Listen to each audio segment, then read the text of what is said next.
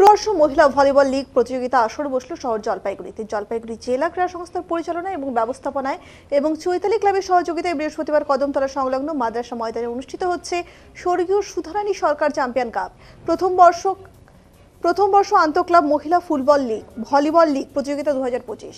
উল্লেখ্য, মহিলাদের ভলিবল খেলায় উৎসাহ বাড়াতেই টুর্নামেন্টের আয়োজন। এক দিবসীয় মহিলা ভলিবল লীগ পর্যায়ে খেলায় 4টি ক্লাব অংশগ্রহণ করেন। এদের ক্লাব সদস্যদের পাশাপাশি ভলিবল প্রতিযোগিতাটি দেখতে উৎসাহী মানুষের ভিড় লক্ষ্য করা যায়। জলপাইগুড়ি জেলা ক্রীড়া সংস্থার সম্পাদক জেলা ভোলা মণ্ডল বলেন, এবছর প্রথম আন্তঃক্লাব মহিলা ভলিবল লীগ প্রতিযোগিতার আয়োজন করা হয়েছে।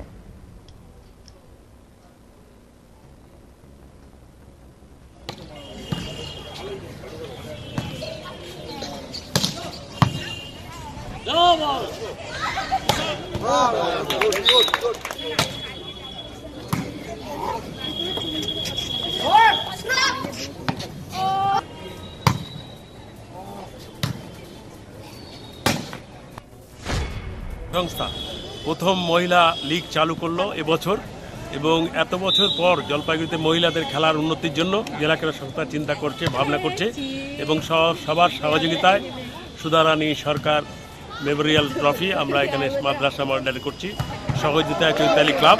আমরা খুব আনন্দিত যে মহিলাদের খেলার প্রসারে জেলা ক্রীড়া সংস্থা এগিয়ে এসছে, এবং জেলা ক্রীড়া সংস্থা এইসব মহিলাদের খেলার জন্য ফুটবল, ভলিবল এইসব খেলা আরও যাতে হয় তার ব্যবস্থা দিয়েছে করবে। মূলত কি একদিনেই লিগটা হচ্ছে, 4টে টিমের খেলা হচ্ছে, 4টে টিমে অংশগ্রহণ করছে।